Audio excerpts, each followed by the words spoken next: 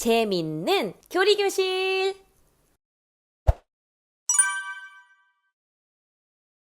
사랑하는 초등부, 소년부 친구들, 한 주간 잘 지냈나요?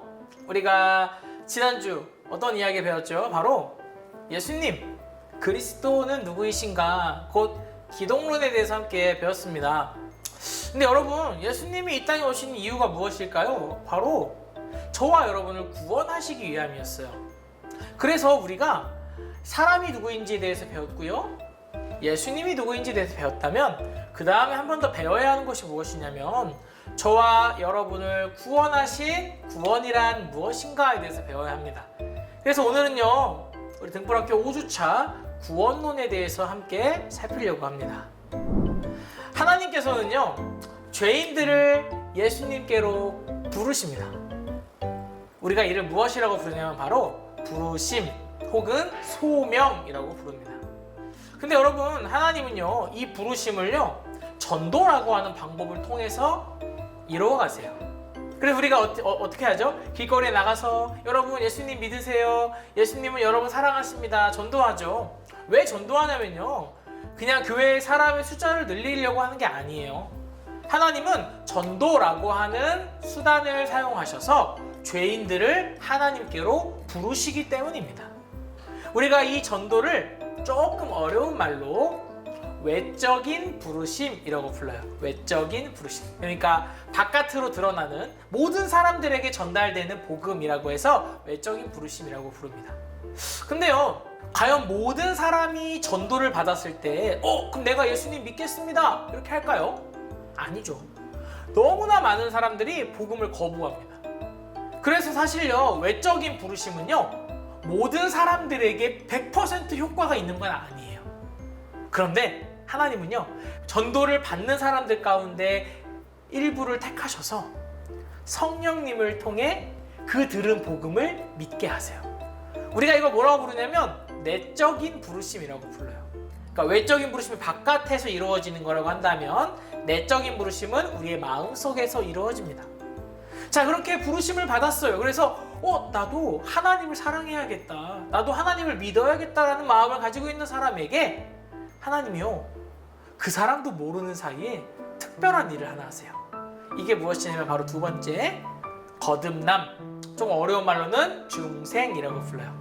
니고데모가 와서 묻죠. 내가 어떻게 하면 거듭날 수 있습니까? 여기서 얘기하는 그 거듭남이 바로 중생이에요. 하나님, 내가 어떻게 다시 태어나죠?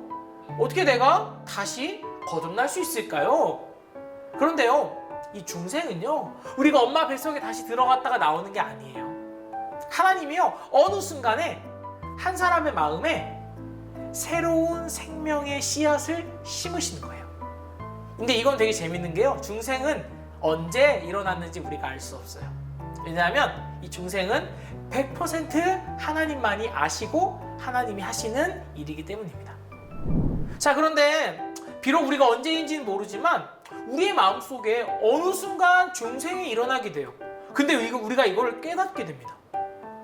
어떻게 깨닫게 되죠? 말씀을 듣고 하나님의 사랑이 이렇게 크시구나, 예수님이 나를 위해 죽으셨구나. 우리 친구들 경험한 적이 있을 거예요.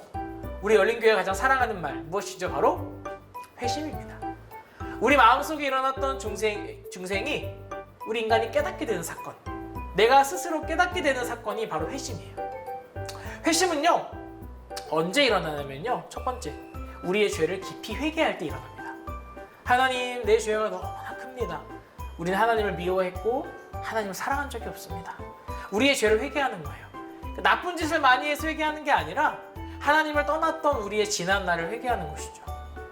그리고 두 번째, 회개 후에 이제 어때요? 유일한 구원자이신 예수님을 믿을 때 회심이 일어나는 거예요. 그 예수님의 십자가가 나의 죄를 해결할 수 있는 유일한 방법이구나를 깨닫게 되는 거죠. 사랑하는 우리 초등부 소년부 친구 여러분, 우리가 이 믿음이 필요합니다. 우리가 죄인이라는 사실, 우리를 위하여 예수님이 십자가에 죽으셨다라는 이 사실이 우리 마음속에 믿어지는 거예요. 그게 무엇일까요? 바로 회심인 것이죠. 그렇게 회심한 사람은요, 이제 어때요? 하나님이 기뻐하시는 삶을 살아갑니다. 자, 우리가 이제 회심을 경험했어요. 이제 우리는 하나님 자녀로 거듭난 거예요. 자, 근데 그러한 하나님의 자녀들에게 하나님이 땅 내려주시는 선언이 있습니다. 바로 무엇이냐면 이 사람은 나 하나님이 봤을 때 죄인이 아니라 의로운 나의 자녀다라고 하나님이 여겨주시는 사건이 일어나요. 우리가 이것을 무엇이라고 부르냐면 칭의라고 표현합니다. 칭의. 우리는 이제 그 예수님의 십자가를 믿음으로 인해서 하나님 눈에요, 원래 우리는 죄인이었어요. 하나님은 우리를 심판하셔야만 했어요. 우리가 어때요? 원죄를 가지고 있는 죄인이었기 때문에. 근데요, 하나님이 그 원죄를 가지고 있는 우리를 예수님의 십자가로 용서하시고 우리를 의로운 하나님의 자녀로 여겨주셨어요. 이게 바로 칭의입니다. 근데 칭의가 얼마나 놀랍냐면요, 여러분이 하나님께 칭의의 선언을 받게 될 때 우리 안에 있는 원죄의 문제 가운데 반드시 죽어야 하며 책임을 져야 하는 죄책이 해결되는 거예요. 우리가 열린교회에서 뭐라고 배웠죠? 원죄에는 죄책과 오염이 있다 이렇게 배웠죠. 그 두 가지가 합쳐져서 원죄가 있는 거예요. 근데요, 칭의를 통해서 죄책이 사라지는 거예요. 이제 더 이상 우리는요, 죄로 인해서 책임을 질 일이 없는 것이죠. 왜냐하면 예수님이 우리 대신 모든 책임을 다 지셨기 때문에. 그렇게 칭의 받은 사람은요, 이제 죄의 문제가 해결되는 거예요. 그리고 어때요? 하나님 눈에 원수였던 우리가 이제는 사랑스러운 하나님의 아들, 하나님의 딸로 변하게 되는 것이죠. 여러분, 이 칭의는요, 오직 예수님의 의로만 가능한 거예요. 우리가 잘나서, 우리가 거룩해서 우리를 의롭다 여겨주시는 것이 아니라 여러분의 몸에 예수님의 피가 묻어 있는 것을 하나님이 보시는 거예요. 저 친구는, 저 아이는 내 아들, 구원자 예수 그리스도의 피를 덧입은 아이구나. 그 피가 묻어 있구나. 그럼 이제 더 이상 이 사람은 죄인이 아니라 예수님과 똑같은 나의 자녀다라고 여겨주시는 사건이 바로 칭의라는 것이죠. 자, 우리가 이렇게 소명, 중생, 회심, 칭의, 양자됨까지 왔어요. 그런데 많은 사람들이요, 여기까지만 생각해요. 그러니까 이제 우리가 구원받았으니까 끝난 거 아닌가 생각한다는 것이죠.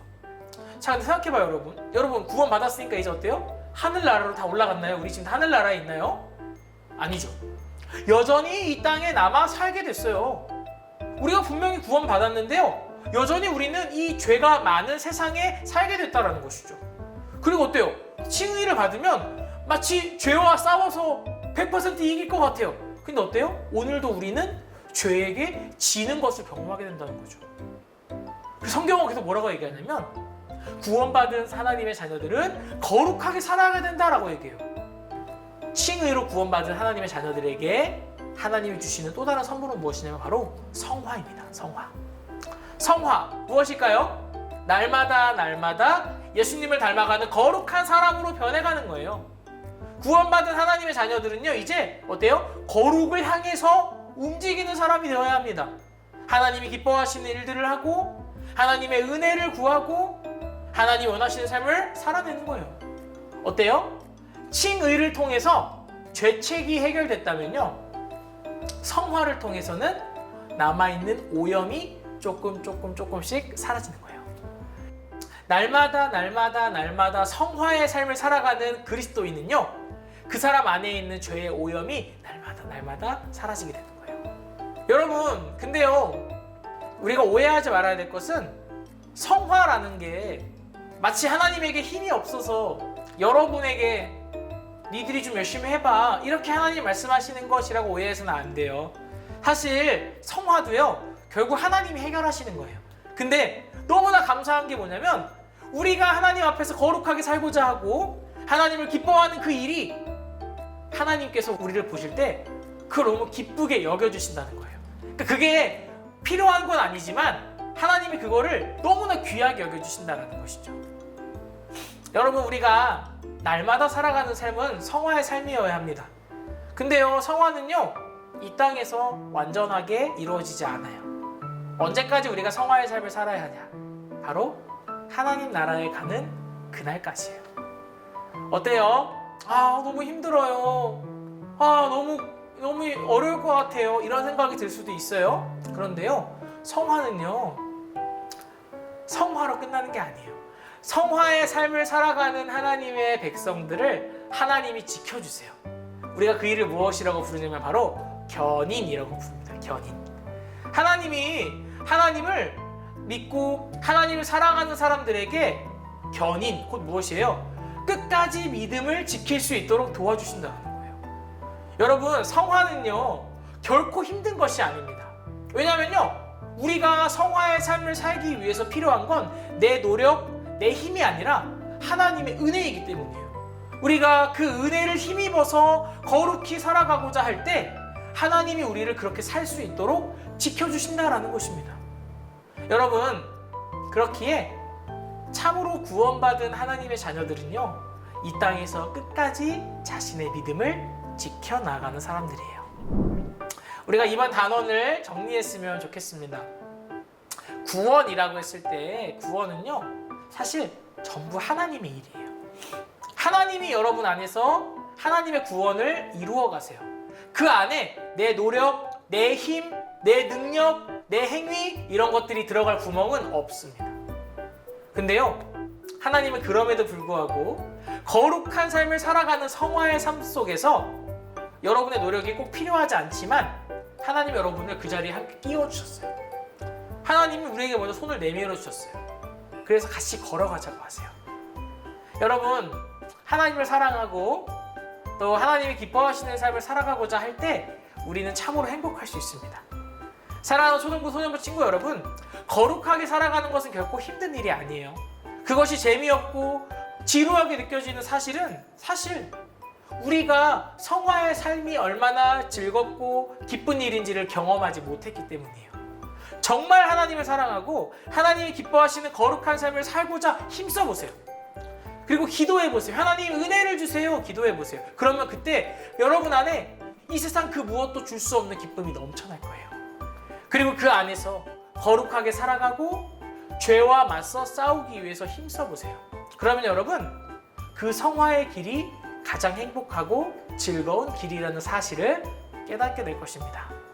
이번 한 주간 우리 친구들 건강하게 한 주를 보내고 무엇보다 거룩한 성화를 위해서 열심을 가지고 살아가는 우리 사랑하는 초등부, 소년부 친구들이 되기를 소원합니다. 우리 한 주간 잘 지내고 다음 주에 만나도록 해요. 그러면 안녕!